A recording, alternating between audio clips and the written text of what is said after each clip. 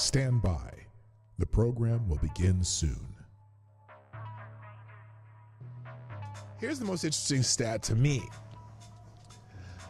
Kamala Harris did not flip a single county in the entire country.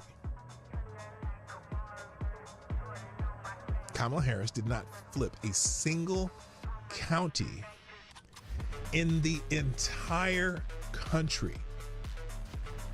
That's the wild one. And Donald Trump did better in every demographic, did better in every state except for, I think, the one district in Nebraska that they split, and in the state of Washington. Donald Trump got more votes in every single state other than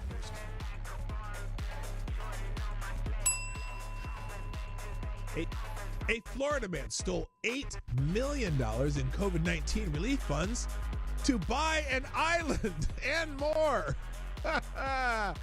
Amid this Floridian beauty, a dark tale of modern piracy unfolds. Patrick Parker Walsh, a Florida businessman turned pandemic plunderer, made headlines for his audacious escapades.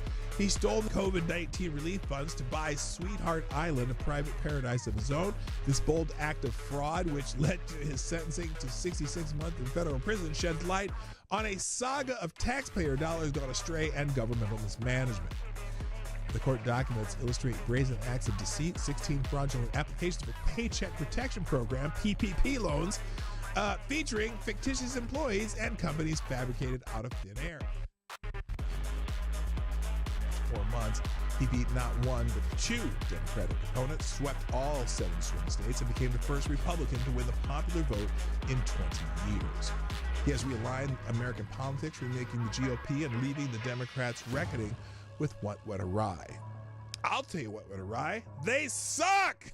Okay, moving on.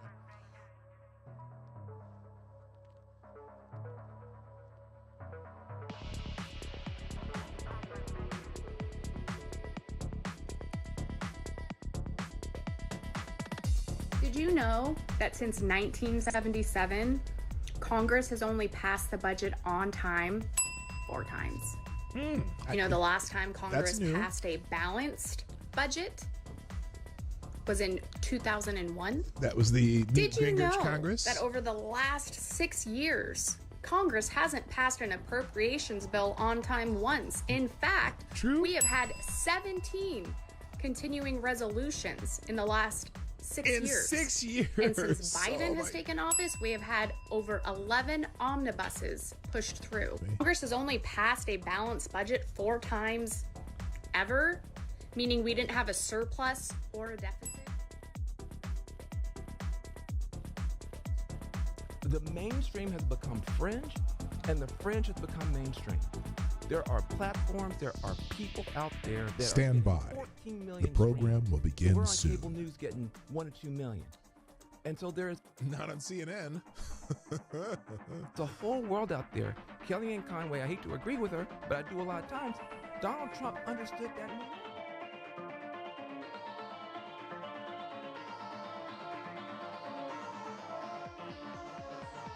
Ladies and gentlemen, it's Friday Q&A, and let's, the first question today is from our friend, Avocado Diablo, who says, have you ever woke up half naked except for a pair of lace panties, a Foot Locker's employee's ref jersey, and a pirate's eye patch stuck in the slide of a children's playground? AD? I'm becoming concerned. I'm becoming concerned. I would love to hear that story, though. Just out of curiosity. I don't know if I really want to hear that story. But no, I haven't.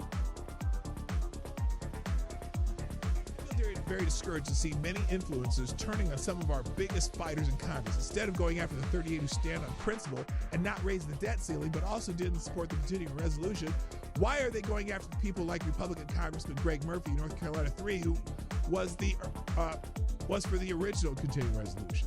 Or why not just go after the Democrats who are responsible for this entire mess? Why eat our own strong conservatives, especially over something like the debt ceiling, when no one really wants it raised in the long run?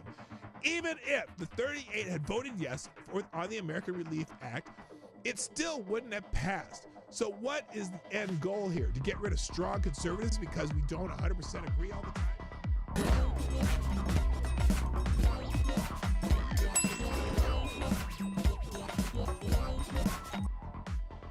House report recommends FBI investigation into Liz Cheney over alleged witness tampering while on the J6 committee. So there's this seems to be blowing up in Liz Cheney's face as opposed to getting shot with birdshot by her dad.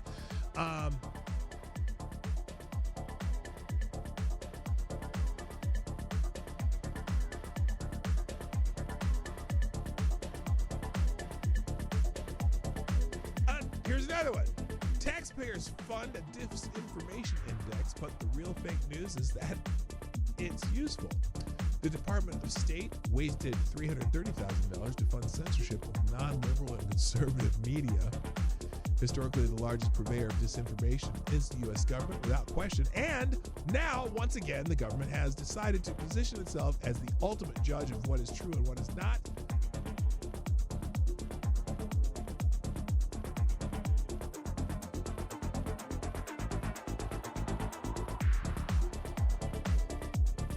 Do you think there exists an animal whose shit is actually super delicious? Oh my God.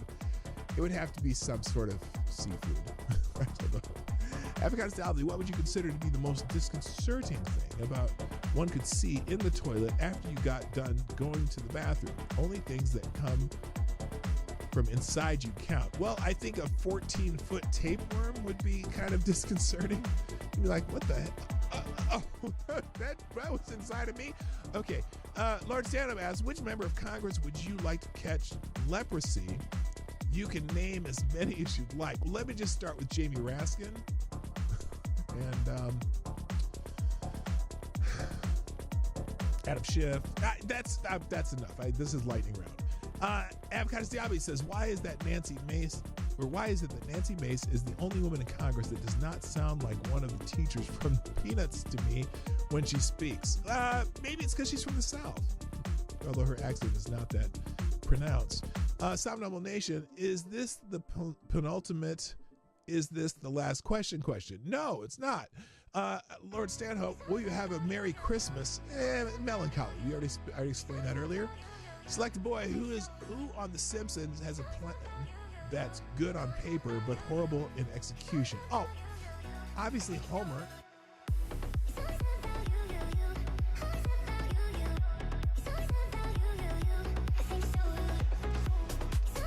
How many of you remember the name Crystal Magnum? Crystal Magnum. Does that name ring a bell? Anybody? Crystal Magnum. Now, even if you don't know that name, you know. It sounds like a stripper name, doesn't it? Crystal Magnum? That sounds like a stripper name or a porn star name or something like that, right? Well, here's an update in the story of Crystal Magnum. Congress members haven't even received the text yet. The deadline is Friday. This is utter insanity. That is... I don't know if that could be any less accurate or more accurate. I don't know. Congress has last passed a real budget in 1997. Since then, Congress has typically relied on continuing resolutions or omnibus spending bills to fund the government. There should be 12 different funding bills, I guess, normally, and they're doing an omnibus bill. They just put it all on paper the last minute, and then just pass it because they want to go home for Christmas. Well, F that shit. So people are saying shut it down. They've typically relied on continuing resolutions or omnibus spending bills to fund the government rather than completing the full budget process as intended by the 1974 Congressional Budget I can imagine what can be and be unburdened by what has been. You know? What can be unburdened by what has been. What can be unburdened by what has been. What can be unburdened by what has been. What can be unburdened by what has been. What we can see, what we believe can be unburdened by what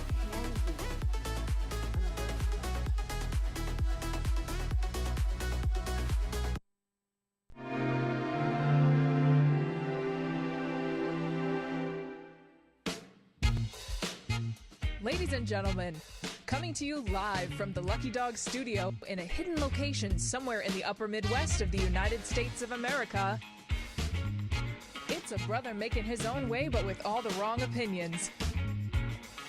Welcome to the Morning Night Live with your host, the one and only Dawg Knight. Hey there, hi there, ho there. Oh, I don't know if I changed the thumbnail. Let's find out. I did not. Good morning, everybody. Welcome to the Morning Night Live. I'm your host, Marty, also known as Dawg Knight, also known as the guy who forgets to change the thumbnail. There we go. Good morning. How you doing? Happy Monday. And almost Happy New Year. Well, could it be any worse? My 24 wasn't all that bad. I suppose we'll do something about that. We'll talk about how your year was on what's today, tomorrow. Tomorrow's New Year's Eve, right? Yeah, tomorrow. We'll put that in the Q&A, what was your favorite thing about 24 or what was your worst thing? Actually, let's do this. I got an idea. Let's go ahead today and we'll talk about give me one thing that was the worst thing about 2024. Let me open a Q&A here. I wasn't gonna do this, but maybe we'll have time to check at the end. Maybe we'll, I'll just copy and paste them somewhere and do them all tomorrow. But I want to do one today and one tomorrow. Let's start a Q&A here. Worst thing in 2024. All right, so we're going to put that, and you can start adding responses to that. And do they have to be serious? Well, not necessarily. Anyway, it is the 30th of December, 2024, the New Year's Eve. Is there a name for that one? I could have sworn there's a funny name, like a popular name for New Year's Eve, but I can't remember what it is. And I used to think it was Christmas Eve, but it's New Year's Eve that gets the special name. I have no idea though. So if you know what that is, please feel free to enlighten me. But welcome to the show where we are mourning the death of a former president, whether he was a good president or not. And I certainly do not think that Jimmy Carter was a good president. He was terrible, actually. But in general,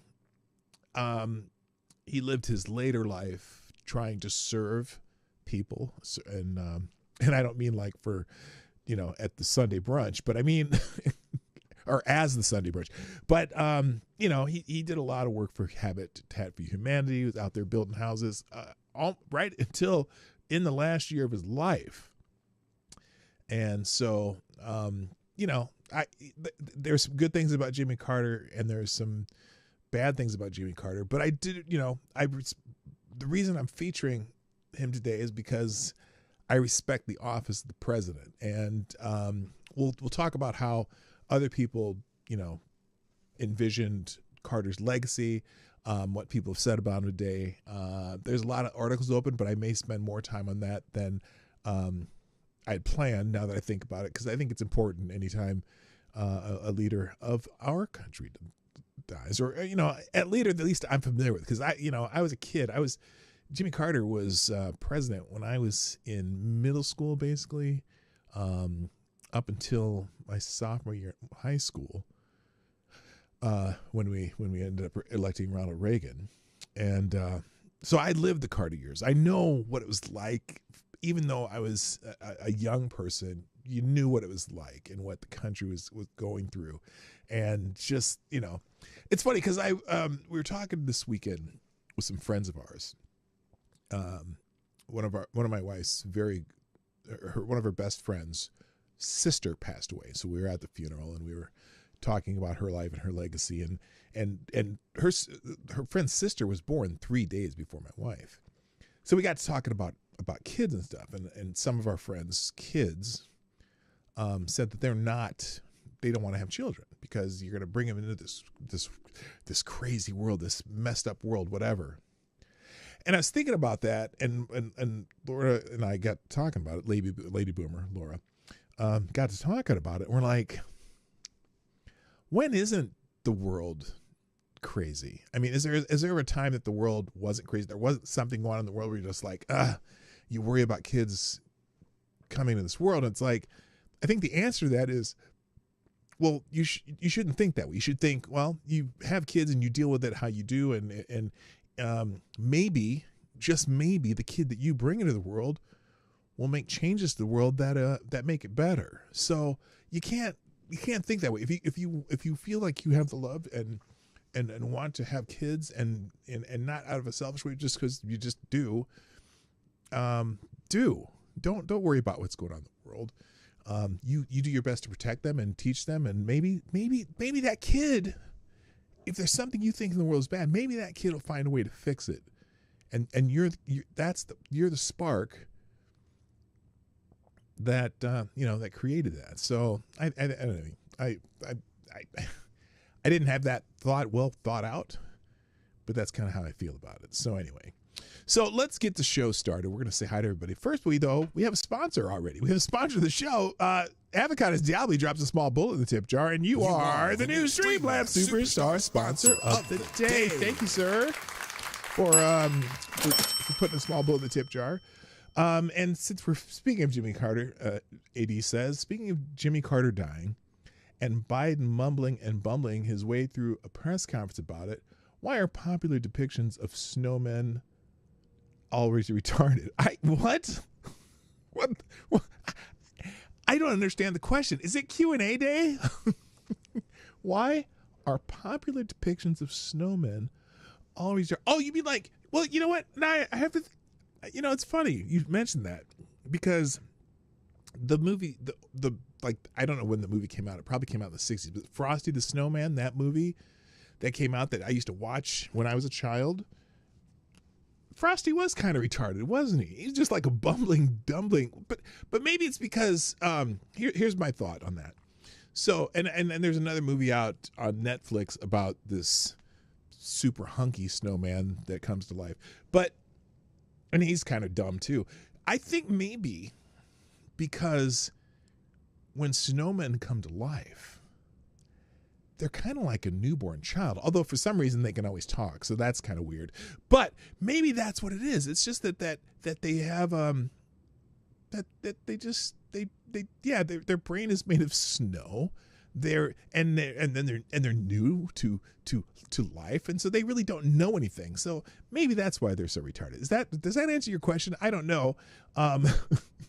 Did you happen to post a link to Biden's bumbling, stumbling press conference? We can look it up if you don't. But anyway, all right, let's say hi to everybody though and get going. By the way, if you haven't shared the stream, I would appreciate if you do. And the best way to share it is just to reply to the link that I put up for the stream in the chat. It's the let's just type reply to it. Let's go. In fact, some of you already have. Here's people who've already shared the stream. Somnambul Nation. Oops. Well, I guess I didn't do that either. Let's fix that. There we go. Somnambul Nation. Thank you for tweeting out the show. Appreciate it. I'm retweeting you right now, reposting you. But here you go. Let's do this with who is that? Well, she's a little bug-eyed there for a second, but that's just the look on her face, but she's rather attractive. Anyway, also thank you, Man Squatch and Mike Savage and Amazing Disgrace with Swoop dancing down the street. Thank you. Oh, here's some news from Gunfox. I will, let's put that in the queue today. Hopefully we'll get to it. Also, let's see what else. Oh, I did it too. See, I did the old fist bump. Let's go. And anybody else? Thank you for those of you who retweeted the show too. I appreciate it. All right, first in the chat today though. I'm kind of doing things a little backwards today, but gotta keep you on your toes. Can't do the same shit every day. Why do I still have the crystal? Why am I'm still in the living room. I thought I'd change that. I'll do some appropriate New Year's crap tomorrow. Anyway, first in the chat today, of course, is Mr. Avocados Diablo, who gets the bell. Thank you for being here. Also, good morning to JB, what's up? Mike Savage, Blurg, Gunfox61, the amazing administrator of the Dawg Knight Discord server. Also, good morning to Somnambule Nation, Johnny Boomertech, working early this morning. Nomad's here early in the show.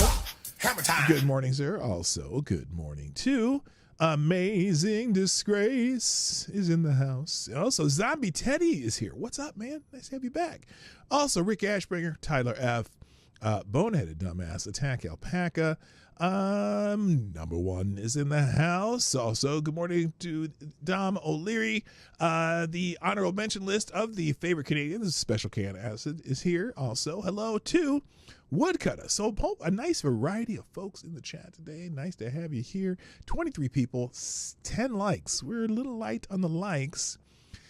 And then also over the Q&A today, put something that's the worst thing that you can think of from 2024. I was going to put the Kamala Harris presidential run, but I mean, just something that you think was not cool in 2024. And tomorrow we'll do all the cool things from 2024. All right, and I'll probably do those periodically in between different topics today, just to keep on top of it. So now, creativity is acceptable also, but if you have some serious ones, that'd be great. Let's check out the first one, and it looks like, well, none other than Avocados Diabli has one of the worst things of 2024. Here it is. Okay. I just got to get mentally prepared for this one. Avocados Diabli says the worst thing in 2024, waking up in that strawberry patch surrounded by that troop of midgets wearing clan robes while they sang the score of 7 Wives for 7 Brothers wasn't exactly a great time. Okay, that's kind of what I was looking for. You have some interesting experiences in your life, AD, and I am here for them. So there you go. Fantastic. That's beautiful. So if you have something you want to put worst thing in 2024, we'll be going through those today. Thank you very much. Oh, did you get you even got a proper notification on your super chat, didn't you? Let me see. Yeah, it was one of those. You got a little Chris Tucker there doing that Michael Jackson dance. All right. So, let's get into the news because there's a lot in here, but mainly I want to talk about, I'll talk about Jimmy Carter, is the main topic of the day, but let's just, a couple other things that are trending. Happy New Year's trending. Of course, it's Christmas. No, not Christmas. It's New Year's Eve. There's a name that people have called Christmas or New Year's Eve, and I just can't remember what it is. Or maybe it's just New Year's Eve. I thought there was like a popular, or somewhat popular name for that. By the way, I'm glad to see you all here. Was Biden in the Senate when Carter was president? Yes, he was. Joe Biden joined the United States Senate, I believe, in 1973, maybe. And Carter was president from 77 to 1980, January 1981. January to January, 77 to 81. He was elected in 76, assumed office in 77. So yes, Joe Biden was in the United States Senate when Carter was president. And then let's see, get some sleep. Oh, Dom, you're gonna get some sleep. All right, well, thank you for dropping in. I appreciate you dropping in. I appreciate it. There you go.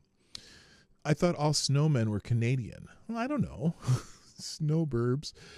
She was on Doctor Who. Is Nebula in the Garden of Galaxy? Okay, why are we talking about Karen Gillian? I'm not sure. Did she pass away or something? I only see it in the chat once. I heard a comment that he was xenophobic to Iranians. I laughed with hot coffee spilling out of my mouth. Oh, talking about Carter? I don't know. Okay, well we'll get to that in a minute. Anyway, so New Year's Eve is trending, so 2025 is just around the corner. As I scroll through this topic, let's see. Pick a side. Everyone is political now. Happy New Year. Politics. So let's see what this is. I don't know what this is. We'll find out. Is this from a comedy special though? Well, we'll find out. Comedy's in a weird place right now. Everybody's got all these comedy questions, you know. What do you think of Dave Chappelle? You're like, I don't know, I like him. Oh, so you're transphobic? What? Can't I just like a guy and not be transphobic? You know? Why does it be all or nothing now, you know? Nuance is the new N-word. That's funny. That's some funny shit. Everything's just so political now. Everything's so politicized. What side are you on? Like, I don't know. You both seem fucking annoying. You know? Can't I be a little this, a little that? No, you gotta pick one. Pick a side. Deal with bisexuals. Isn't that weird? We only have 2 political parties. All these major issues, 2 parties. That's it. We got 13 HBOs. 2 political parties.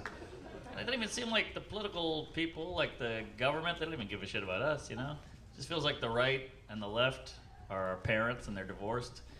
And instead of trying to raise us well, they just want us to hate the other one. You know? Right? You know, your mom's a liberal, your dad's a Republican, you know, they're trying to get you to live with them. You know? You're like, come on, Dad, Mom gives me free money. He's like, well, she also tried to abort you. You're like, Jesus Christ. God. Hey, with you.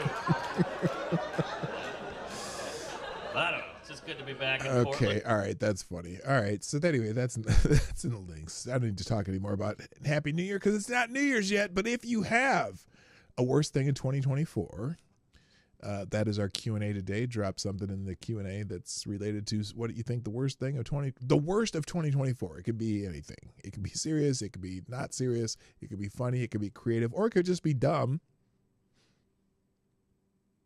I'm not looking at you. Just saying. Anyway, so that's trending. Also, I want to go to the main topic right now. The main topic is Jimmy Carter passed away yesterday morning. I was at Grand Casino in Hinckley, Minnesota, when I saw when the news report came on CBS News in the middle of a football game that Jimmy Carter had passed away. And so there's a lot of tributes, a lot of talk about Jimmy Carter today. So let's start with the first article, an article from Breitbart announcing this. Former President Jimmy Carter dies at age 100, oldest president in U.S. history as far as longevity. Former President James Earl Jimmy Carter has passed away at the age of 100. He served only one term from 1977 to 1981 and was defeated by Ronald Reagan, yet remained active in politics and diplomatic life. The 39th president lived longer than any other president in U.S. history. His death was announced on Sunday by his son, James E. Chip Carter III. Carter was born in Plains, Georgia, and attended the United States Naval Academy, serving as an officer on nuclear submarines. He later returned home to run the family peanut farm before entering political life. He rose through the ranks of the Democratic Party at a time when the South was undergoing profound changes with the end of racial segregation system known as Jim Crow.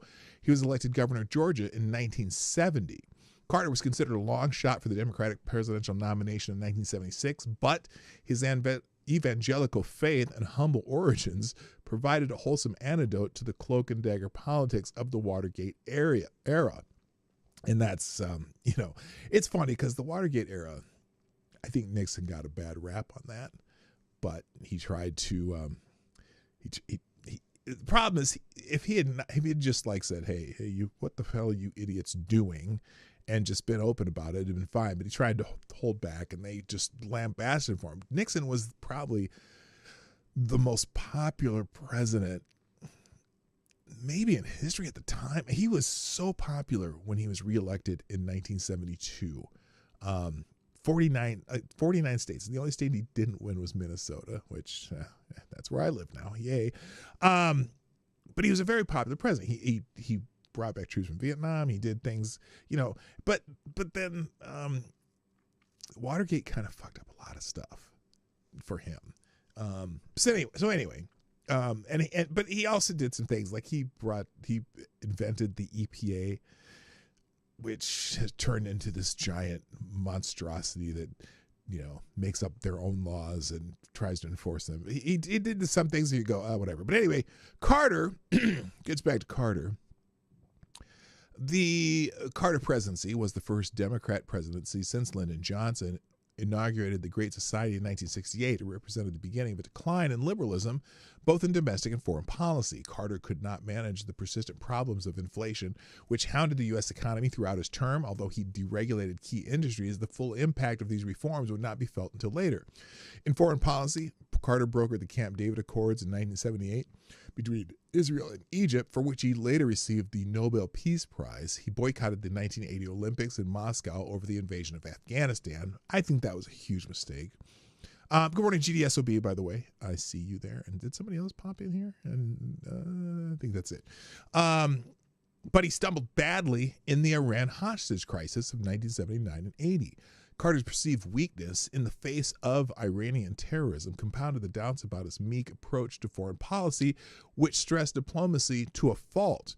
Carter was the first president to embrace an outlook that focused on America's flaws. He installed solar panels on the White House and tried to set an example of frugality, donning his sweater instead of turning up the heat. His approach was typified by what became known as the Malaise speech in 1979, which he encouraged the nation to consume less. His dour demeanor and his zeal for continued sacrifices caused voters to turn away. Reagan defeated Carter in 1980 by hammering the incumbent Democrat on the state of the economy, by promoting a foreign policy of peace through strength, and by offering a more optimistic outlook on America. Carter accepted defeat, but remained active in public life, at times in controversial ways. In 1994, he inserted himself into a tense standoff between the United States and North Korea, foiling efforts to isolate the Kim regime, not Kim Jong-un, it was Kim Jong-il at the time.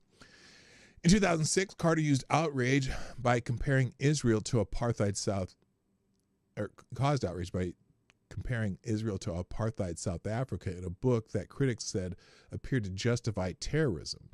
Carter refused to debate then Harvard law professor Alan Dershowitz over the book. Carter also lent weight to the false, quote, Russian collusion, end quote, conspiracy theories, claiming, quote, Trump did not actually win the election in 2016. He lost the election and he was put into office because the Russians interfered on his behalf. The 39th president was regarded more fondly for his charitable work, including his efforts on behalf of Habitat for Humanity and his own Carter Center. He also continued to teach Sunday school at a local church. Carter survived a bout with skin cancer, which in 2015 had spread to his liver and brain. He had been in ill health in recent days, and his family announced on February 18th that he had elected to receive hospice care at home. He endured more than 4 decades of being described as a failed president. However, many of his ideas were revived under President Joe Biden, tells you a lot, whose policies today arguably mirror those of the Carter administration. He was preceded in death last year by his wife, former First Lady Rosalind Carter. He is mourned by his extended family, including his son and grandson, former Georgia State Senator Jason Carter. So that's Breitbart, who stuck to kind of a factual reminiscence of the Carter era and Jimmy Carter himself. You know, as I've said many times, well, I don't know how many times I've said it here, but I've said many times in my own personal life that Carter was a terrible president. He was awful. But I think he was a decent man in the end, especially with his work with Habitat for Humanity, which I myself have been involved in Habitat for Humanity homes, building houses for people who need help. And I admire him for that. But his political life, to me, was just almost absurd at the things he did. He's also responsible for things like the Department of Education. What was the other one? There's two new federal agencies that have just turned into giant,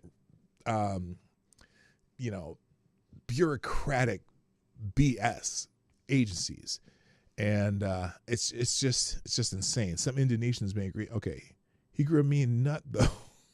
I don't know if that was Jimmy Carter's I'm reading the chat now. Jimmy's national security advisor was, Brzezinski. I don't know how to say his first name. Ashes to ashes, peanuts to peanuts. Oh my God. You guys. Nixon won a second term with a 23% margin of the popular vote. Yeah, no, Nixon was wildly popular after his first term in office. Mayonnaise or malaise? No, malaise, not mayonnaise. Although, white people mayonnaise, it's probably the same. So anyway, now, Washington Free Beacon, at least in the headline, is not nearly as kind as Breitbart. So let me remind you of the Breitbart headline. Okay, here's the Breitbart headline for just simple journalistic written headline and article, right? Well, the Washington Free Beacon's headline, 20th century's worst president dead at 100. Now, that's a little different feel to the article, I would have to say. Editors note the announcement that Jimmy Carter had entered hospice care in early 2023, nearly 2 years ago, stimulating a chattering class into another one of its orgies of jibber jabber, as Andrew Ferguson noted at the time. Now Carter has finally signed out of hospice care for good. The blather will only increase in quantity, but we can guarantee it won't improve in tone, insight, or plausibility, which makes Ferguson's piece timely as ever. Okay, this is going to be a little bit. I think this is going to be a little bit more negative. I haven't read it. I'm just going by the headlines. I haven't read anything of these days. So these are going to be. This is live, baby. This is live. Well, not television, but it's a screen, and somewhere in your life there's a screen that you're looking at my face, or at least listening to my voice. It is the very. So here's the article starts this way. It is the very unseemliness of the Death Watch. Oh, yeah. I'll get to that in a minute, because we'll go through some of the tweets, because there's a lot of stuff. Let's just tell you that. Wait, how is Carter's death Trump's fault? No, it's not. I didn't say it was Trump's fault. They'll find a way, though. It is the very unseemliness of the Death Watch over poor Jimmy Carter that has forced everyone to talk balls. What? Talk balls? What does that mean? We human beings often react this way when we catch ourselves doing something that is in poor taste or otherwise undignified. We break wind in a reception line. We tell a dirty joke with an earshot of a toddler. And our mortification, we turn on the motor mouth, hovering ghoulishly over the deathbed of a celebrated stranger for endless days, as members of our nation's press corps are doing, waiting for him to hurry up and croak already, and wandering the streets of his tiny hometown to find a resident who hadn't been interviewed half a dozen times by the BBC is one of those circumstances of cringing self-embarrassment. So we blather. We talk balls. We say anything to fill the silence that might call attention to the shabbiness of what we're doing. We say things like, oh, I don't know, like Jimmy Carter moves humanity forward every single day, or maybe that he had the sweetest and best parts of our character. We might even describe Jimmy Carter as probably the most intelligent, hardworking, and decent man to have occupied the Oval Office in the 20th century. Well, that first quote, which translated into concrete terms means I really, really like him, comes from the former TV newsreader Maria Shriver. She's a Kennedy by birth and a Schwarzenegger by marriage, so words really aren't her thing. The second comes from Washington Post columnist David Ignatius, who uncorked his extravagant sentiment during a sleepy chin wag on MSNBC's Morning Joe. The third appeared in the New York Times from the left-wing historian and journalist Kai Bird. He's a fine writer. Words are really his thing. In fact, he wrote a whole book about Jimmy Carter. You might expect him to know better. Inevitably, a kind of one-upmanship set in. Public commentators are so competitive. Mia Farrow went on Twitter, it's not clear if she ever gets off, and called Carter a great, great man. Hold my beer, said the next New York Times columnist Nicholas Kristof. Metaphorically, he doesn't strike me as a big drinker. Carter, Kristof tweeted, was a great, great, great man. Not just two greats, but three. Thus beating Mia Farrow's two greats by a third. Maybe Twitter pays him by the word, thanks Elon.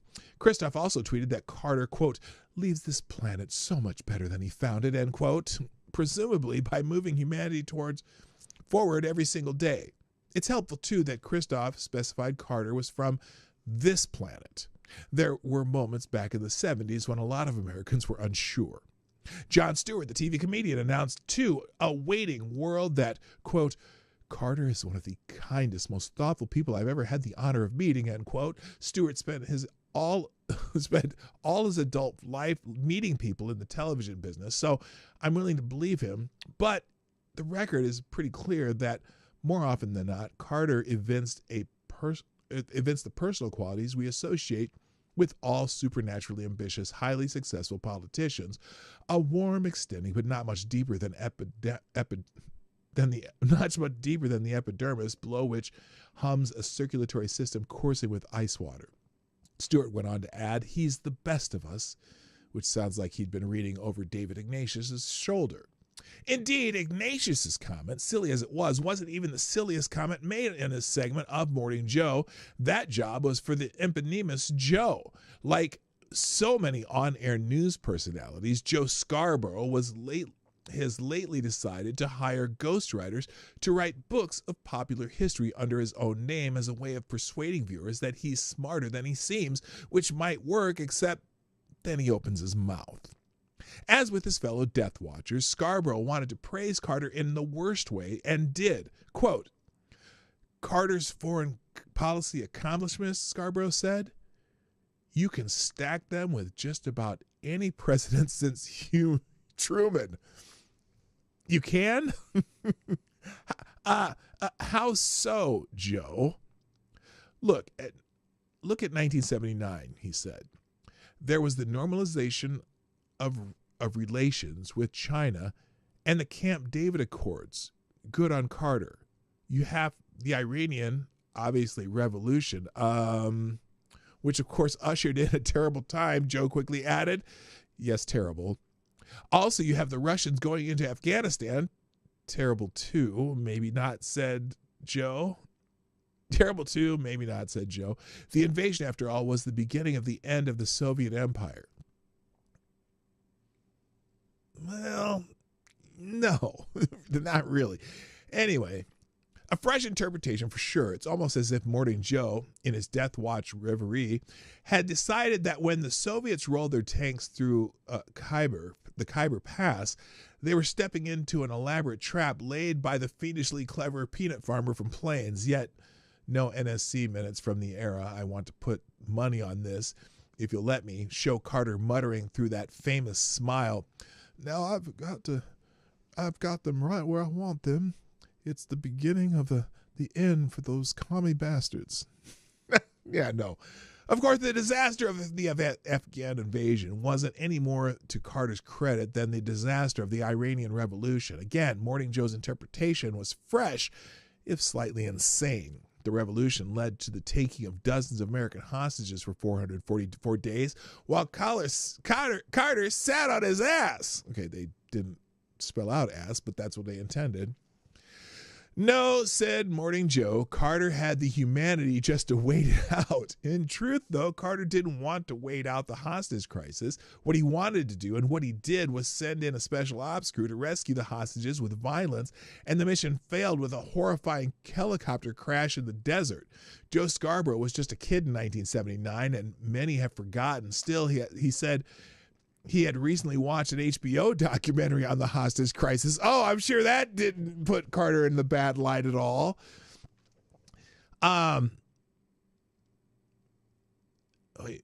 Historians must do research. He found himself deeply moved by the images of Carter greeting the hostages after they'd been released.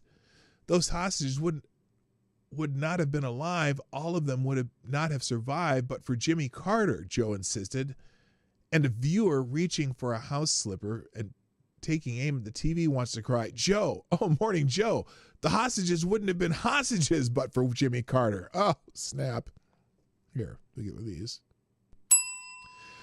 Oh, well, it's true. Carter wasn't as terrible on the job as president as many of us thought at the time, or as terrible as some of us have thought since. He began the era of government deregulation that Ronald Reagan accelerated. He appointed Paul Volcker as chairman of the Federal Reserve, and he kept quiet when Volcker undertook the bloody and politically ruinous task of ending inflation. He abandoned the amorality of the Nixon-Ford-Kissinger foreign policy and elevated human rights to a formal international concern while retaining the good sense to suck up to friendly tyrants when it was strategically necessary. He let Willie Nelson smoke weed on the roof of the White House. Well, there you go. How pleasing would it be if we could have a period of dignified mourning for a public servant who lived a long and interesting and complicated life, a man who, moreover, as his highest aspiration, longed to be a good Christian and worked at it, and who probably came closer to his goal than most of us will. How pleasing it would be if we had a media culture that knew how to handle such a legacy, if we had a public square where balance, self-restraint, and tasteful candor were valued over the unctuous seductions of graveyard prose and partisan water carrying. So there we go. But we don't, so we can't. We're left to blather. All right, that's good. So we did it. Donald Trump did have actually, I don't want to say surprising, because Donald Trump can be reflective and kind when people die. We saw that with Ruth Bader Ginsburg. Donald Trump reacts to Jimmy Carter's death with a heartfelt statement. And let's put the, I don't even want to put this on here. I want to just put the statement on here. All right, let's go in. I'll go into the links because it's, let's see, where's this Truth Social post? It's in here somewhere. Here we go. Here's what Donald Trump wrote when he heard of Jimmy Carter's death. I just heard the news about the passing of President Jimmy Carter. Those of us who have been fortunate to have served as president understand this is a very exclusive club, and only we can relate to the enormous responsibility of leading the greatest nation on earth. The challenges Jimmy faced as president came at a pivotal time for our country, and he did everything in his power to improve the lives of all Americans. For that, we owe him a debt of gratitude. Melania and I are thinking warmly of the Carter family and their loved ones during this difficult time. We urge everyone to keep them in our hearts and prayers, even though he sucked as a president. Okay, I just added that last part because it was just... No, he was very kind regarding Jimmy Carter. And you know what? That's... you got the same thing when Ruth Bader Ginsburg died. He was very kind about it and just reverent and appropriate. And this was a very appropriate message from Donald Trump. Other people talking about this, Charlie Kirk, everyone's favorite dude, says Jimmy Carter represents a type of Democrat that no longer exists, Christian, loving husband, and a true patriot. He was objectively an awful president, but he loved America and never intentionally tried to do it harm. America could use more Democrats like him. I'll accept that. Very good. Some people are posting about, well, was Jimmy Carter really a great guy? The same people who told you Biden was as sharp as a tack for 5 years are the ones telling you Jimmy Carter was a good man and showing pictures of him in Georgia near a Confederate flag. But here's the thing. He was the governor of Georgia. So, is that Walter Mondale? Yeah. So, look, that is not even the Confederate flag, by the way. Everyone says, oh, that's the Confederate flag. No. That's the rebel battle flag. That same flag was used for Southern regiments in the Civil War. At least I know the War 1812. But the Stars and Bars, this Stars and Bars is not the like the Confederate United States of America flag. It's just about, it's a Southern, it's a Southern battle flag. But still, it's come to a symbol of in some people's minds of racism. Some people say it's Southern pride, whatever. But juxtaposing Carter to that flag, probably wasn't, in hindsight, when you change the rules, not good. Okay, but most of the people in the country still, he won that election. Somebody here says, Natalie, in honor of Jimmy Carter's memory, we should abolish the Department of Education. 1979, Carter created the Department of Education. Since then, the U.S. has gone from first to 17th in education. So that's also one of Carter's legacies. Here's one from Ryan Saavedra. Carter's true legacy is one. This is the National Review's. This is National Review's point on this. Carter's true legacy is one of economic misery at home and embarrassment on the world stage. He left the country in its weakest position in the post-World War II era after being booted out of office in a landslide fashion. And self-described citizen of the world, spent the rest of his life meddling in U.S. foreign policy and working against the United States and its allies in a manner that could fairly be described as treasonous. His obsessive hatred of Israel and pompous belief that only he could forge Middle East peace, led him to befriend terrorists and lash out at American Jews who criticize him. Okay, that's, oh my, that's harsh. And then here's one, rest in peace, Jimmy Carter, 1904 to 2024. That I don't think that's Jimmy Carter. Is that Billy Carter, or is that who's the actor that Billy Carter kind of resembled? John Candy. Is that Billy Carter or John Candy? Anyway, and then the Babylon Bee, brutal. Jimmy Carter to skip Trump inauguration. Oh, that's a little rough. That's a little rough. But anyway, there's lots of glowing tributes by Democrats on here too. For some reason, all my feed is the right-wing nut jobs that I associate with. Colonel Rob Maness says Jimmy Carter, as commander-in-chief, ordered investigations to ensure we enlisted airmen didn't take government pens home with us, wouldn't give us typing paper, so we had to recycle maps, and of course failed in the one military op he presided over, Desert One, also known as President Malay's. Yeah, I remember. So not everyone remembering Jimmy Carter fondly. Oh, here's a brutal community note too. So there's an account on X called "Did Jimmy Carter Die Today?" From yesterday. And it was no, but they posted it a little too soon because reader added context they thought people might want to know. Yes, Jimmy Carter passed away on December 29th, 2024. He was 100-year-old, blah, blah, blah, blah, blah. So there you go. But, you know, the other one too, this is a good point too. Never forget Jimmy Carter's family and the Harris campaign peddled a lie that Jimmy Carter's dying wish was to vote for Kamala Harris while he was literally on death's doorstep. You don't get much more evil than that. I tend to agree. The way they carted him around. Condoleezza Rice, may God rest the soul of this good and decent man who lived a long and impactful life entirely dedicated to others. Jimmy Carter represented the heart of this country and left a legacy of wisdom and kindness that lasted many years beyond his presidency. He was a patriot and a humanitarian who will long be remembered and admired. May he rest in peace.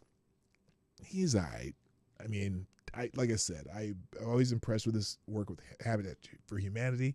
Not always impressed with his I wouldn't say, well, meddling, I suppose you could say in some cases, but also just kind of his always wanting to put his 2 cents in about what was going on in our country and presidents post him. But he had a terrible legacy of his own, so it's hard for people to take him serious. Kurt Schlichter, it's kind of weird. So many people on X right now have no memory of Jimmy Carter other than as a short entry in their history books, stuff about Habitat for Humanity, some credulous Palestinians sympathizing, and as a memorable Simpson gag. I don't know the Simpson gag on this, though. I'm not sure. Hello, Tyre. Alexander's in the house. Tyre. Alexander. The Scourge. Okay. Good morning, sir. How you doing, brother? But, you know, my own take was similar to this. Jimmy Carter was a horrible president, but a good man. Joe Biden is a horrible president and a horrible man. I didn't put that part, but yeah. And then this one, Iran before Jimmy Carter. Women on bicycles, wearing dresses, and, you know, looking fairly modern, and now they're covered head to toe in black, and you can only see their eyes. So I'll leave the link open to the Jimmy Carter thread. Let's move on to something else. But before we do that, we have a couple more worst things of 2024. I wish I could. Is there a way? I can't edit it. I want to edit that. But anyway, worst things of 2024 in the Q&A today. Let's drop this. We'll unpin that part of the message too. So if you want to add something to the worst things of 2024, serious or unserious, Amazing Disgrace says, finding out I'm not in Jimmy Carter's will. Oh man, that's a bummer. And some non-bold nation, worst thing in 2020 for me was the incessant election ads. My blood pressure was not safe whenever I watched TV. That's fortunate that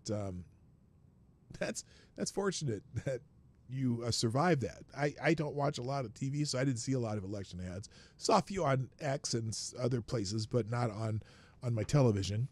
And then Avocatus Diablo, worst things in 2024. That time P-Dog asked, what was the worst thing in 2024? Well, there you go. That certainly is one of the worst. All right, let's move on to a new topic. Oh, wait a minute. Hold on. Do we go through this one? There's one more here from Robert Spencer. And this is interesting about Jimmy Carter. This is from PJ Media. It's too bad that Jimmy Carter didn't live even longer. And I was curious about this headline, and I haven't read it, so we're going to go through this one too. The curtain has finally come down on one of the longest acts in American history. After lingering in hospice care for nearly 2 years, Jimmy Carter is dead at the age of 100. Now, as we all learned in Latin class, de mortuis nisi bonum, that is, only say good things about the dead. And by most accounts, Jimmy Carter was a decent fellow who tried to do the right thing by his lights. There is no Latin maxim, however, about not speaking ill of a dead president's time in the Oval Office. And on that score, a great deal can and should be said about Jimmy Carter. And that is true. Although Carter was the longest-lived president of the United States ever, it was a shame that he didn't live even longer. The second Trump administration promises to put an end to the long, slow decline of the United States. And the now well-established habit of betraying our allies that Carter did so much to initiate. And it's too bad that Carter won't be around to witness America's resurgence. Oh, God. I see where he's going with this. Woo. If that is, the late president's friends and ideological kin don't manage to block any such rebound. Back in 1978, when America was in the midst of Carter's weak and sanctimonious presidency, the earnest chief executive lowered taxes and proposed cuts in federal spending. Then he immediately contradicted his efforts to bring fiscal responsibility to the enormous and ever-growing federal government by creating a new cabinet-level agency, the Department of Education. This new agency introduced the federal government into areas that had hitherto been under private control. Constitutional literalists pointed out that there was no mention of education in the nation's founding document and hence no clear warrant for the federal government to get involved in it.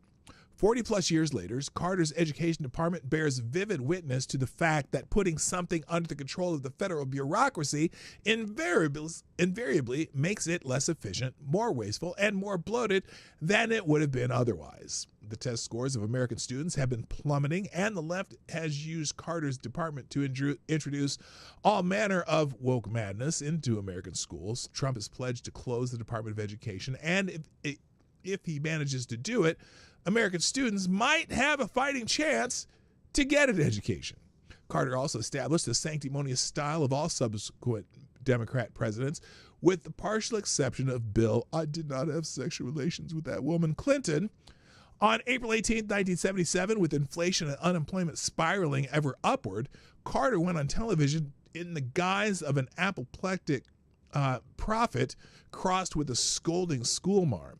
In full prophet of doom mode, Carter informed Americans that the sky was indeed falling. The oil and natural gas that we rely on for 75% of our energy are simply running out. Unless profound changes are made to lower oil consumption, we now believe that in early 1980s the world will be demanding more oil than it can produce. World consumption of oil is still going up. If it were possible to keep it rising during the 1970s and 1980s by 5% a year, as it has in the past, we could use up all the proven reserves of oil in the entire world by the end of the next decade. Yes, he was the peak oil guy. Carter, the peevish scold, told Americans it was all their fault. We must not be selfish or timid if we hope to have a decent world for our children and our grandchildren. Each American uses the energy equivalent of 60 barrels of oil per person each year. Ours is the most wasteful nation on earth. We waste more energy than we import. With about the same standard of living, we use twice as much energy per person as other countries like Germany, Japan, and Sweden. Echoing Lyndon Johnson's war on poverty, Carter created another unwinnable war against a nebulous foe. This difficult effort will be the moral equivalent of war, except that we will be uniting our effort to build and not destroy. But the whole endeavor was built on sand. There was actually no energy crisis. The world's oil reserves did not run out in the 1980s, and not because Carter saved the day by winning the moral equivalent of war. The real problem was that Carter only made, or the real problem was one that Carter only made worse. Oil companies were so beset with restrictions and regulations that they couldn't take adequate steps to find new oil supplies. Carter's successor, Ronald Reagan, changed that, and the days of the energy crisis were over, at least until apoplectic climate hysteria of a different kind became the centerpiece of later Democratic presidents. Yeah, they all want to restrict oil for some reason. It's been a theme anyway. Until the hysteria of a different kind became the centerpiece of later Democratic presidents' efforts to assert even more federal control over the lives of Americans. As is so often the case, it gets worse. In September 1978, President Carter invited Egyptian President Anwar Sadat and Israeli Prime Minister Menachem Begin to the presidential retreat of Camp David to end the protracted conflict between the two countries. Sadat told his aides, "What we are after is to win over world opinion. President Carter is on our side. This will end in Begin's downfall." He was right. Carter told Sadat, "I will represent your interests as if they were my own. You are my brother." A jubilant Sadat told his aides that poor naive Carter was ready to pressure Begin into giving Egypt everything it wanted. Sadat was right. "Mr. Prime Minister," Carter told Begin icily after Sadat presented his proposals, "that is not only the view of Sadat, it is also the American view, and you will have to accept it." Angrily, he repeated, "You will have to accept it." These proposals included Israel's withdrawal from the Sinai Peninsula, which Israel had occupied after Egypt attacked it in 1967. While territorial expansion at the expense of an aggressor nation had not been recognized as a right of the victor in a war from time immemorial, Carter was determined that it would not apply to Israel. He also wanted Israel to acknowledge that it was carrying out an illegitimate occupation of Palestinian land. He complained to Begin, "Listen, we're trying to help you bring peace to your land. You would have us feel that we are going out of our way deliberately to be unfair to Israel as possible." Indeed. Carter received a great deal of praise, as well as a Nobel Peace Prize for the Camp David Accords, but in reality, they accomplished little. The final agreement had Israel making substantial territorial concessions in exchange for promises that Egypt would not attack Israel, which the Egyptians kept because U.S. foreign aid was made contingent upon peace. Other than that, the Accords brought no peace to the Middle East. They legitimized the existence of the Palestinian people, quote unquote, a propaganda invention of the KGB in the 1960s, and advanced the claim that Israel was occupying Palestinian territory to which only Israel had a legitimate claim. After his presidency, Carter wrote several books about the Israeli-Palestinian conflict that have brought him charges of anti-Semitism. The deep bias of the Camp David Accords strongly suggests that, even at that time, he had an animus towards Israel. His palpable lack of sympathy for the Jews of Israel, who are permanently under siege, continued to the end of his long life. As protest against the rule of another American ally, the Shah of Iran, engulfed that country, Carter abandoned the Shah to his fate. The Shah later recounted, "The fact that no one contacted me during the crisis in any official way explains everything about the American attitude. It is clear to me now that the Americans wanted me out." On January 4th, 1979, Carter told French President Valéry Giscard d'Estaing, I can't pronounce the fucking name, that the U.S. was abandoning its ally, withdrawing all support from the Shah and backing the Ayatollah Khomeini. "I was horrified," Ricard Giscard. "The only way I can describe Jimmy Carter is that he was a bastard of conscience." On January 16, 1979, the Shah and his family left Iran. The Islamic Republic of Iran was established soon after, so that's when they took over Iran. 9 months later, on October 23rd, 1979, Carter reluctantly allowed the gravely ill Shah to enter the U.S. for medical treatment. On November 4th, a group calling himself Muslim student followers of the Imam's line, that is Khomeini's line, retaliated by entering the U.S. Embassy compound in Tehran and taking hostage the skeleton staff of 66 that was still serving there after the fall of the Shah. Khomeini sneered, Jimmy Carter's too much of a coward to confront us militarily. Carter did, however, Mount Operation Eagle Claw to rescue the hostages in April 1980, which was a miserable failure. A crash killed 8 U.S. military personnel. 52 hostages remain in captivity for 444 days, only to be freed on January 20th, 1981, the day Reagan took office. A pattern of American impotence and betrayal of its allies was established. On top of that, of course, Carter gave away the Panama Canal, another American last decision that Trump has vowed to reverse. I say good luck with that. We'll see. I'm not holding my breath on that one.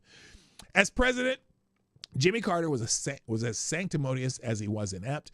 America is still paying the price for the damage he wrought through his presidency. It's a shame that he will not see efforts to reverse the effects of his disastrous legacy. So that's, I would say that's not a shining, glowing description of the Carter years, but pretty freaking accurate. So, Carousel, you out of here? Kobe should have taken notice from that helicopter crash. Oh my God, that's everybody. Morning, just got home from work. Well, welcome. I'm glad to see you here, Kara Shoulder. Oh, ciao, as in hello, Kara Soldier. Also, Brandon Narla's in the house. Nice to see you. Anyone else show up? You were already here, JB. Annalyn, what's up? I see you up there. And I might have missed somebody. I hope I didn't. All right, enough about James Earl Carter. Other than the other big trending topic is Habitat for Humanity, because everyone's mentioning Habitat for Humanity, but which again, I admire his efforts on that. And so today, as I think about Jimmy Carter, I'm not going to think about his presidency. I'm going to think about the good work he did there, he and his wife. Really up until 3 years ago, I think they were still even on sites for Habitat for Humanity. All right, real quick, a couple more notifications here. Let's see who else dropped by to say hi. Thank you. Reaction Puerto Rico with the big let's go. And then it looks like this one must be is this the fist bump one? Oh, no, they're just playing games. Thank you, Reaction Puerto Rico, Amazing Disgrace, Man Squatch, and Somnambule Nation for retweeting my tweet of the show. Always appreciated. Moving on. Let's see. What else is trending today? Oh, Linda Lavin. So we also have a celebrity death. Now, if you don't know the name Linda Lavin, like if it rings a bell, but you're just not sure, well, this might get your memories flowing. Linda Lavin played Alice on the television show Alice. She was she just passed away at 87 years old, born on November 15, 1937 in Portland, Maine. This actress appeared on over 50 TV shows and movies between 1967 and 2024. Yeah, she was pretty she was in a lot of movies after Alice. Flo was Kiss My Grits. So anyway, and I was as a child when Alice was on TV, but I thought it was a pretty good show. And obviously Flo's signature line, Kiss My Grits, was a big thing back in the day. Mel's Diner, that guy right there. It was a pretty funny show.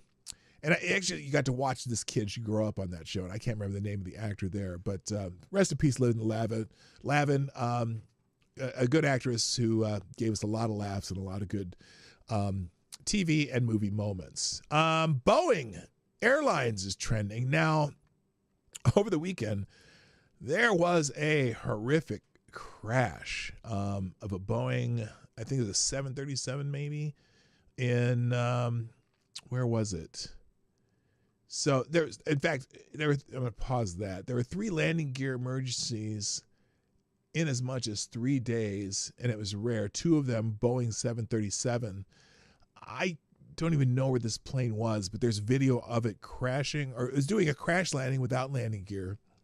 And as it slid along the runway, obviously the fuel, whatever, ended up blowing up. So there was like 88 passengers on board.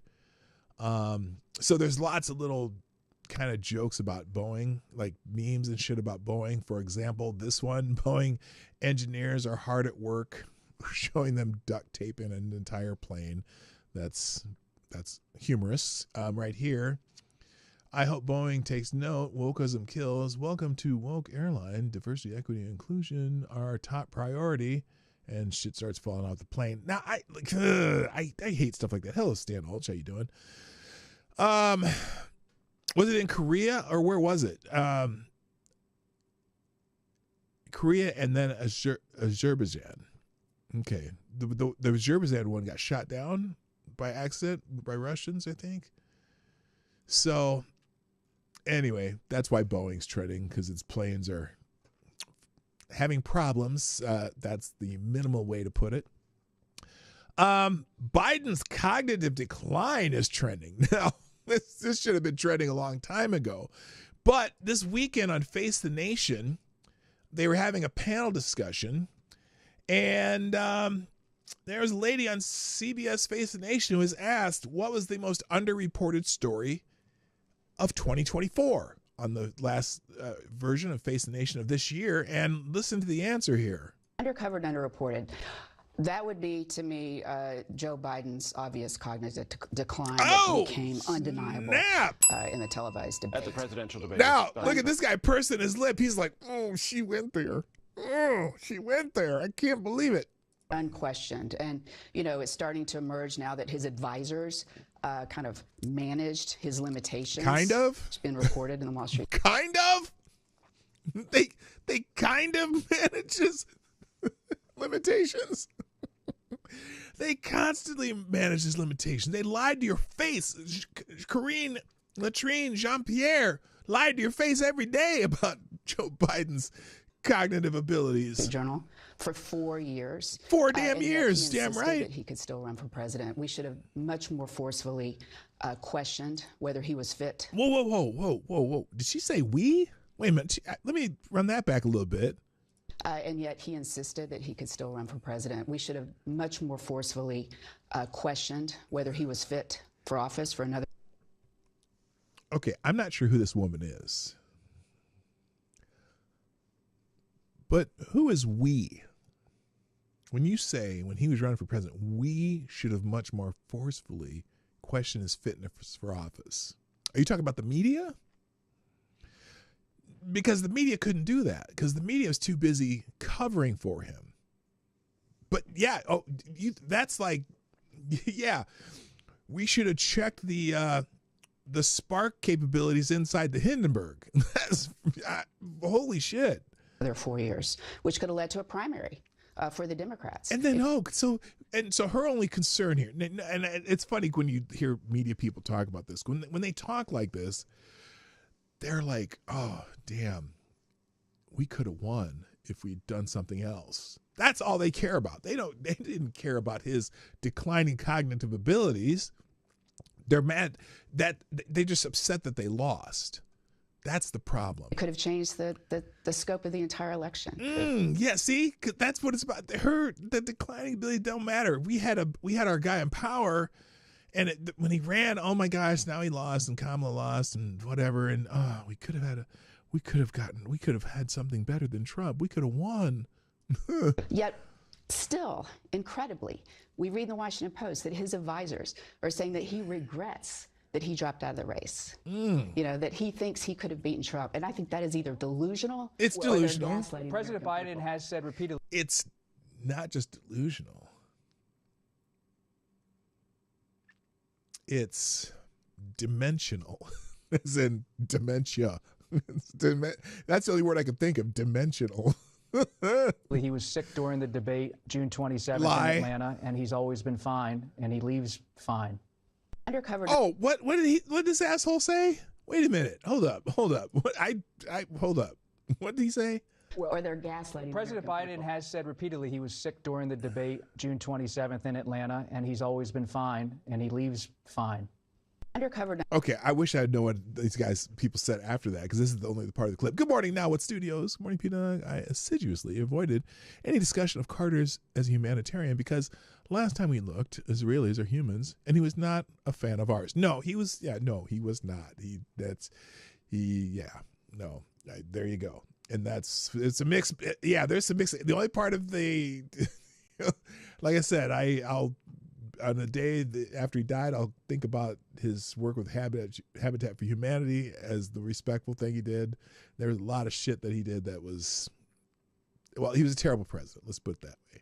And he's been pretty bad politically since, but he did, he and his wife did gave their life to helping people in need.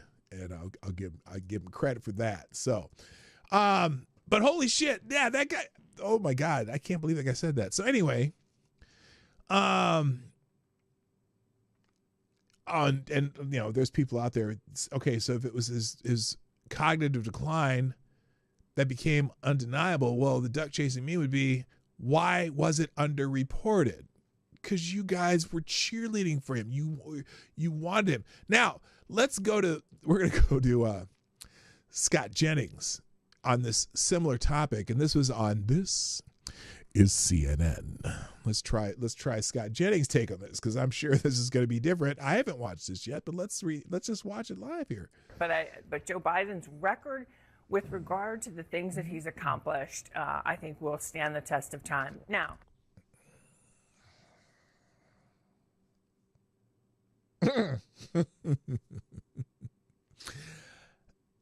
I love Blue-Eyed Scream. Welcome to the show. I am going to allow Scott Jennings to take this because I'm sure he does it much better than I could. What my dear friend Scott and others will talk about, and quite frankly, I'm going to say this on it, rightfully so. It was very disturbing to learn late in the year about just how how poor his health has become, and how poor his health has become.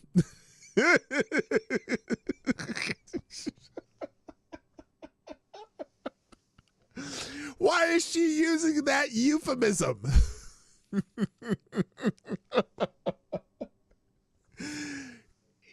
Oh my God, that is not what they're saying. I don't know your name. Her. I don't know her name. But that was the euphemisms to end all euphemisms. Holy shit. Like many, I did not realize that it had gotten to that point. Oh my gosh. How come everyone else in the country could see it?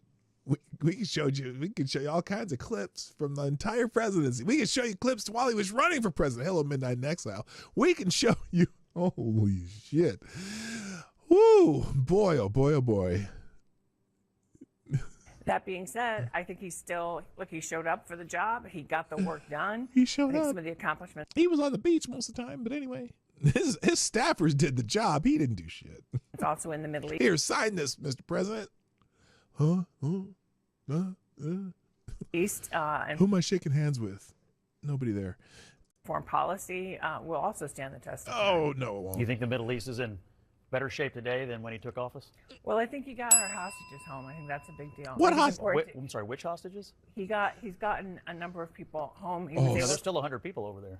Well, there were more than that. Including some Americans. Look, I think he's gonna leave office in disgrace. The Hunter Biden pardon was disgraceful. He's going to be remembered largely for inflation and for the disastrous Afghanistan pullout. And I think as we continue to, we're just getting the first draft of this now, but as we continue to learn about the massive cover-up that went on, not about his health, but about his mental acuity, to cover that up, the efforts that were undertaken by the White House staff, by his family, not in the last couple of months, but for all 4 years, I think it's going to be a really ugly chapter. It's a diminished presidency because of it. And I think we still don't know the full extent of what they did to try to hide what they've been doing over in the West Wing. So I think leaving in disgrace is when you have an insurrection at the Capitol. Like, that's leaving in disgrace. Being impeached twice is leaving in disgrace. So that's that guy got reelected. So kiss my ass, Bakari. Difference. I think Joe Biden's going to be remembered in the short term for what you were talking about, whether or not he had the capacity to lead, who knew what when. I mean, there are many people outside of the very small network of Anita Dunn and Valerie Biden Owens and Jill Biden and Hunter. There aren't many people who knew the concerns that were there or whether or not he was up or. Oh, bullshit. You know how many knew the concerns. You know the way staff. Okay. When Biden would do a press conference or come out and make a speech or just making a statement to the press, you knew, the staff knew that they need to shuffle him out of there as fast as they could. Okay, no questions. We're done here. Nobody. As soon as someone tried to ask a question, nope, we're done. They're done. They wouldn't let the press ask questions because he was reading his fucking statements off cue cards and teleprompters. And that's why for 4 years they would try to shuffle him out of any situation where the press might ask him a question where he might have to answer off the cuff because they knew it was never going to go well. And those times where he turned around and decided that he was going to answer questions anyway often were a disaster. What the actual hell are you talking about? What are you talking about? Is there any more to this? Fit for the job. And so those questions will be asked. Over the long term, this is somebody a lot like Mitch McConnell. You don't necessarily have to agree with everything they stood for. Oh, God, don't compare it to Mitch McConnell. Vote, but you always knew they put the American people first. Whatever. His staff did the job. Joe Biden did not. Let's see. Let me find what else did I have anything else on this? I had a few. This is the CNN panel tried to this is the PJ Media article. CNN panel tried to defend Biden's legacy. Scott Jennings let him have it. We already saw that. Now, speaking of Joe Biden. Oh, before we do that, though, thank you, Avocados Diabli, dropping a small bowl in the tip jar, who says, speaking of Joe Biden's legacy, I hear inscribed above the entrance to his presidential library will be the epitaph, "Abandon all hope, ye who enter here." God damn, that's harsh. I'll give you oh, well, the audience gave it a polite clap. Thank you, Avocados Diabli, for you, and you still are the Streamlabs Superstar sponsor of the day. All right. Now, speaking of Biden, though, another thing that's popping up here is apparently Biden has made some little chirpy remarks about about Merrick Garland. He's not happy with Merrick Garland. He's mad that maybe even mad that he appointed Merrick Garland. This is the key quote out of the Washington Post article talking about this. In private, Biden has also said he should have picked someone other than Merrick Garland as Attorney General, complaining about the Justice Department's slowness under Garland in prosecuting Trump and its aggressiveness in prosecuting Biden's son Hunter, according to people familiar with the comments. Now, I'm confused about that. Aggressiveness? You mean the aggressiveness of giving him some plea bargain deal that even the judge said, get that shit out of here? They tried to treat him with kid gloves and realized they couldn't do it because there was too much news coming out about how they they lied about the laptop. They had all the information in that laptop during the 2020 presidential run. They knew everything. The FBI knew everything. They knew all about the sex trafficking. They knew about the underage girls. They knew about the crack use. They knew about the money laundering. They knew about the businesses. They knew it all, and they didn't do shit about it and let a lot of it go by the statute of limitations. And even the tax stuff, they ignored it. The aggressiveness, what the actual F are you talking about? That is so bullshit. But anyway, so here it is, breaking. Okay, we got that. The Post says that Biden regrets picking Garland as Attorney General. So a lot of people talking about that. In fact, I have the article. Let's do Breitbart article first. Report: Biden wanted Trump prosecuted earlier. Regrets Garland pick. Well, who else regrets Garland pick? Probably Barack Obama, for thinking for a second that asshole belongs on the Supreme Court. Anyway, President Joe Biden reportedly wanted the Department of Justice to target then former President Donald Trump for prosecution far sooner and more aggressively than it did, and regrets naming Merrick Garland as Attorney General. Oh, so they did want to use the Justice Department to go after his political opponent. Ah, yes, that's beautiful. The report published in the Washington Post on Sunday echoes reporting nearly 3 years ago by the New York Times, which suggested in 2022 that Biden was frustrated with the slow pace of Garland, a ponderous judge, quote unquote. The Post noted, in private, Biden has also said he should have picked someone other than Merrick Garland as Attorney General, complaining that the Justice Department's slowness under Garland is in prosecuting Trump and its aggressiveness in prosecuting Biden's son Hunter, according to people familiar with the comments. Ron Klain, Biden's incoming chief of staff, pushed for Garland. He stressed that Garland, a federal judge with a sterling reputation for independence and fairness, would show Americans that Biden was rebuilding the department badly shaken by Trump's political attacks. Okay. Biden was persuaded, and some Democrats believed the decision had devastating results. Had the Justice Department moved faster to prosecute Trump for allegedly seeking to overturn the 2020 election and mishandling classified documents, they say the former president might have faced a politically damaging trial before the election. Oh, gosh, that's what they wanted. So it was just... They regret not having a politically damaging trial before the election. That's what it's funny how they write in that way and don't realize that they're just telling on themselves. Others blame the Supreme Court and Trump-appointed judge in Florida for repeatedly siding with the former president and delaying the cases. The Justice Department declined to comment. Well, yeah, because the presumed innocence thing and just the precedent that it would set, the way that they were trying to do it. God forbid, that a citizen of the United States be afforded their constitutional rights. I just don't, they wanted to smear him. They wanted to smear him earlier, and they waited too long and didn't get the smear in because apparently Trump's lawyers knew how to deal with the courts better than their assholes. So anyway, the Biden White House claimed throughout his presidency that it was not politicizing the Department of Justice and was in fact depoliticizing it. Democrats claim that the department had been politicized by then Attorney General William Barr, who refused to release grand jury materials related to Special Counsel Robert Mueller's investigation of the so-called Russian collusion. Barr noted that it was against the law for him to release grand jury materials. Yeah, the Post admits one of the other reasons Garland was picked.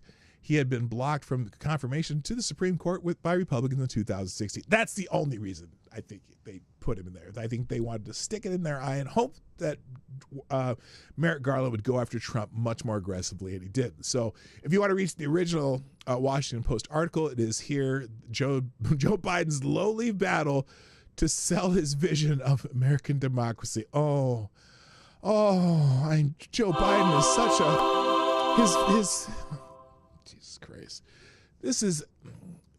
You're going to get some hagiographies about Joe Biden in the next few days. All right, other things that were trending that I'll just touch on quickly. The Elon Musk thing about HB1 visas is still trending, so there's a whole bunch of threads in here about that.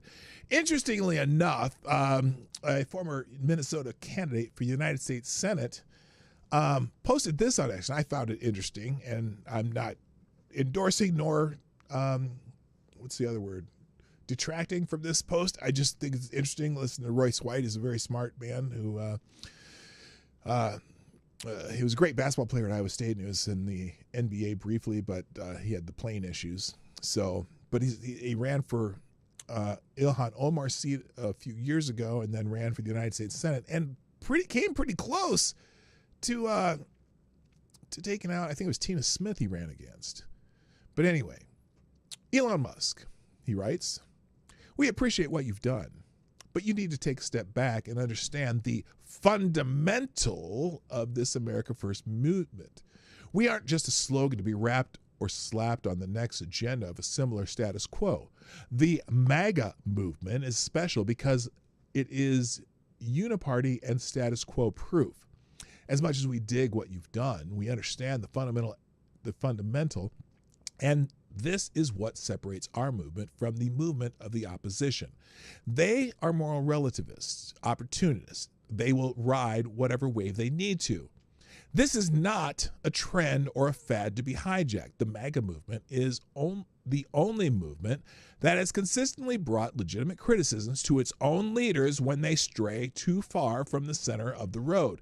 That's healthy. That's American citizenship, something we consistently lost in our culture over the past few generations as media, government, and oligarchy have swelled. We understand the value of citizenship. We understand the dangers of technology. We understand the pay-to-play politics, that have ransacked this country like the final days of the Roman Empire. We will not back down, and we have shown we do not care how big the bankroll is. We will not surrender to anybody that doesn't understand American citizenship is the key to our rebuilding a strong nation. Black man here, the MAGA movement isn't racist. We don't want uniparty scams that devalued our citizenship like H-1B visas. Black and Hispanics can be engineers if we stop letting communism destroy our education. Fix that. Fuck the visas. You cannot have freedom without self-governance. You cannot have self-governance without sacred honor and national honor. Godspeed. Fascinating, right? So, and it's interesting to me as I read that because it kind of mirrors what I was talking about the other day when I say the whole, like, for example, the DEI idea where you want to make sure you have diversity and equity inclusion in different careers and boardrooms and whatever. And I keep saying, it's not that if you fix the education system and you start at the right point in time, that's just going to happen because that's who the Americans are. Obviously, we're growing as far as demographics are changing slightly, and it's at a pace, but it's about Americans. And if we don't start, you're going to have diversity naturally if you start at the right point. Again, you can't start at the hiring process. If you're trying to get diversity, equity, inclusion at the hiring process, you're going to get people who are already hireable. You're not improving the lives of anyone who hasn't learned from their beginning of their education that they need to get to here. So all the diversity, equity, inclusion programs help are middle class people who are the minorities who are already middle class, who have already gone through school, who've already done this. You're not improving it because it's a small pool because you're not graduating enough of us. So all you're doing is adding to mediocrity because there's not enough of us. So if you really care about diversity and equity and inclusion, you start at kindergarten and make sure that people who are coming through your education system have the skills to be part of the party, the game, the part of the way America works. And until you do that, well, you can't force it. All you're going to you help white women and middle class blacks and a few Hispanics, middle class Hispanics who are already on that path. You're not increasing the pool of those people that you're trying to be inclusive of.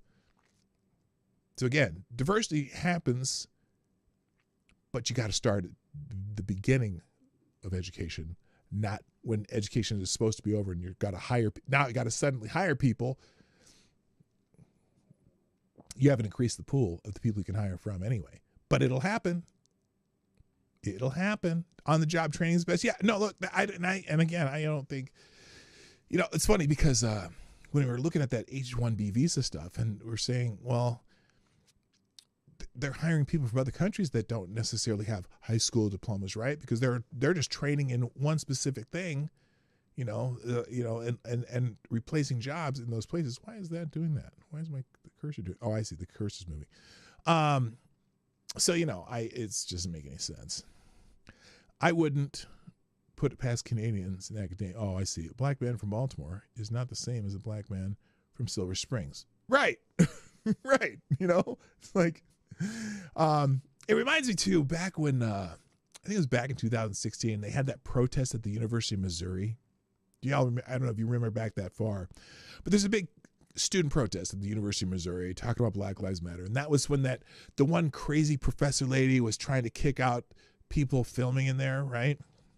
That protest was organized, I suppose you'd say the word is, organized by a young black man who's from Omaha, who goes to the University of Missouri. This big protest. And the young black man from Omaha at the big protest at the University of Missouri was from a family that were multimillionaires. They lived out in, because I know where they lived in Omaha. There's an area of Omaha in West Omaha. It's new money rich, but still very rich, called Regency. That was the neighborhood. And the reason I knew about the neighborhood is because the person we had that was a veterinarian lived there, and I used to mow their lawn. Big ass houses and, new money houses. But his dad was like the CEO of some big company or whatever, and he goes to the University of Missouri and pretends to be oppressed at the University of Missouri and organizes this huge protest where they, all the students are camping out on the lawn and just kind of taking over this quad or whatever. And I was thinking, the diversity, equity, and inclusion programs, that guy's golden because he's already in that path. So he can, when you're thinking about affirmative action and DAI or whatever you want to call it, that's who's going to help. It's going to help the kid who's came from a wealthy family and is already, getting a degree from the University of Missouri and whatever he's doing. He'll have offers all over the place. Or if you're trying to force to have CEOs of color or CEOs women or CEOs of, whatever. Well, all those people on the boardrooms that they're trying, or it's not CEOs, but even board members, the board of these companies. Well, you'll find that a lot of these companies have kind of a, I almost said rent a N-word, but if you get on one board and you happen to be a black woman, you'll probably end up on several boards because there's not enough black women that they want to put on these boards. So they got one black woman who's probably on the board of 17 different companies just because they needed to have a black woman on their board, like in California, where they have a rule that by a certain date that your board members must be 50% women. Okay, so the same 7 women will be on the boards of 23 companies because, we need a board member as a woman. Hey, she's a board member of that company. Why don't we just make her a board member of this company too so we can fill the quota? So that's kind of my whole thing on all this shit. Incestuous tokenism, yes, all the above. All the above, Tyre. So, all right, I'm almost out here, but let me give you a few other things. Steve Bannon also had some words for Elon Musk, and it's probably, I'm going to guess it's similar to the words that Royce White put out there. Let's see what Steve Bannon says here. And I always give full respect to Elon. Elon was absolutely central. Elon understood that this was about getting out low propensity, low information voters, and that the army of people from the Turning Points and from War Room and other groups, you guys that were, did the election integrity and then did all the door-to-door canvassing and get the vote, that, you were essential. He did write the check, and that gets him a seat at the table. I've said that from the beginning, although I fundamentally disagree with him on major issues like the Chinese Communist Party, like transhumanism, and like the situation around immigration. But they're going to make this bold. Let me just restate something. As a fact, the H-1B visa program is a total and complete scam from its top to the bottom. And okay, so he's not a fan of H-1B visas. This is the big look. Interesting enough, because there's a lot of Democrats out there going, "Oh, see, I told you so. MAGA's anti-immigration, MAGA's this, MAGA's that." They're arguing, they're imploding because of the H-1B visa.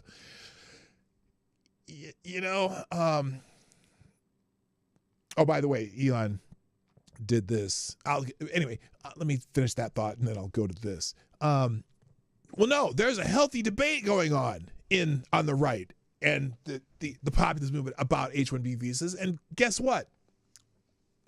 We're going to talk it out because we're allowed to disagree with each other.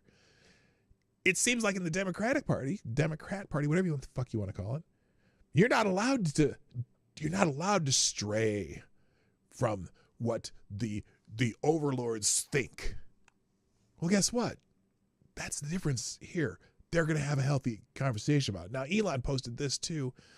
Someone says, I suggest everyone read Elon's post and breathe. Easily fixed by raising the minimum salary significantly and adding a yearly cost for maintaining H-1B, making it materially more expensive to hire from overseas than domestically. I've been very clear that the program is broken and needs major reform. So at least he recognizes it needs major reform. Where's this other gal that I had here? H-1B visas is also trending. I want to find if she's on here somewhere. I don't see it. Well, I'm not going to waste time on it. Other articles that are in here, again, save the H-1B debate for later. First, fully end the border crisis. Yeah, that's what they should be focusing on. This is an editorial in the New York Post. The MAGA world erupted after Christmas in a not very useful debate over H-1B visas, the side issue that, while important, especially in the tech industry, can't possibly be Team Trump's top immigration priority. Before anything else, the new president must get the border fully under control and start undoing the worst damage from the Biden disaster. 100%. It goes on deeper into that, but that's the key line I wanted to show you. And then also there's a poll, 60% of Americans says U.S. does not need any more H-1B visa workers. Well, if you're taking entire departments and firing them and replacing them with foreign H-1B visa workers, that's fucking stupid. Okay? We showed you the video of the guy from Disney who had to... They told them they were all being laid off, but they had to train their replacements. That's a slap in the face. It had to be more expensive. In the long run, it probably is more expensive for them to do that anyway. But anyway, all right. There's a few more articles. Let me just give you the list. Here's the other trending topic was MAGA relating to this H-1B visa thing. The New York Post. There was apparently there was a child. Guy who got sent to prison for touching children. Apparently, there's a lawsuit now. A former inmate at a Washington State women's prison was repeatedly sexually assaulted by her hulking transgender cellmate, who was transferred to the prison after changing its gender identity, according to a shocking new lawsuit. Mozzie Clark sued the State Department of Corrections in federal court last week for locking her in a cell with a 6'4" convicted child molester who allegedly subjected her to months of stalking, threats of violence, and sexual harassment and assault, according to the lawsuit. The cellmate, Christopher Scott Williams, was convicted of sexually assaulting a young girl as a male and was serving a separate sentence for a domestic issue. Williams then petitioned to be recognized as female and to be transferred to a women's prison, according to the lawsuit. When the state granted the request and placed Williams in a cell with Clark, the latter's life became a living nightmare, she alleged. So they need to fix that bullshit. I'm sorry. You know what? If you do that, make them share a cell with another transgender prisoner. That would teach them. At least you'd think, unless they start assaulting each other. But then, if that's the case, to hell with them both. In the American Thinker, we got this one. January 6th prisoners strike back with a $50 billion with a B dollar lawsuit. Let's see. I'm one who believes the events of January 6th were set up. Democrats knew that Trump supporters would be flooding D.C., so they withdrew law enforcement, removed physical guardrails, seated the crowd with provocators, and trusted the press of the people to steer innocents into trouble, and then used the weaponized Justice Department to destroy people who showed up on January 6th and found themselves near the Capitol. Wow, that's a good summary of what happened on January 6th. That's why I happen to think the planned $50 billion class action J6 prisoners lawsuit is a good idea to expose the government's role in January 6th. And they go on to give you several examples of things that were dubious on that day, so you can check that out. In American Greatness, other than Alvin Bragg's ugly mug, a 2-year investigation by the House Weaponization Committee uncovers a 2-tiered system of government. Apparently, they put out a 17,000-page report on this. And we may actually go through some of that tomorrow. But the Weaponization Committee releases a 17,000-page staff report detailing the Select Subcommittee's finding about the Biden-Harris administration's weaponization of the federal government, though its oversight and investigations by the Select Committee found numerous instances of the federal... Oh, I can show you the whole tweet here. I'll put the tweet out here, too. Though the oversight and investigations, the Select Committee... Through I can't fucking read. Through its oversight and investigations, the Select Committee found numerous instances of federal government being weaponized against the American people. For example, the Select Subcommittee highlighted censorship by big tech that led Mark Zuckerberg to admitting Facebook was pressured by the Biden-Harris White House to censor Americans, empowered whistleblowers to come forward and have their voices heard despite retaliation by the Department of Justice and the FBI. They protected the First Amendment, leading to the dissolution of the Global Alliance for Responsible Media, GARM, and other organizations that work to censor American speech. They revealed the weaponization of federal law enforcement against the American people, leading to important policy changes from the Department of Justice and the IRS, and uncovered evidence that Biden's campaign coordinated with 51 former intelligence officials to interfere in the American electoral system weeks before the 2020 presidential election by signing the statement calling Hunter Biden's laptop disinformation. And there's going to be more and more on that, so gird your loins. In MRC TV, a pizza delivery driver arrested for stabbing a pregnant mom 14 times over a $2 tip. Oh, God. You know, I've delivered food before, and you know what? Sometimes you get tips, sometimes you don't. Sometimes they're big, sometimes they're tiny, and you just say, okay, moving on, next. You know, just keep driving and you'll get tips from other people. Some people are super generous. Some people are super cheap. Some people don't tip at all. You can't fucking stab a pregnant mom 14 times over a $2 tip. So they say. American Thinker also, Brooklyn Transit Chief, says cop who walked by burning woman in the subway case responded perfectly. Remember the lady was just there on fire and he just walked by and kept going? They'll explain that in this article, how they thought so. And on that note, let me finish up on the last couple Q&As here. There's a couple more articles, but I don't have time. So let's do this. A couple more worst things of 2024. The second two is clearly the worst part of 2024.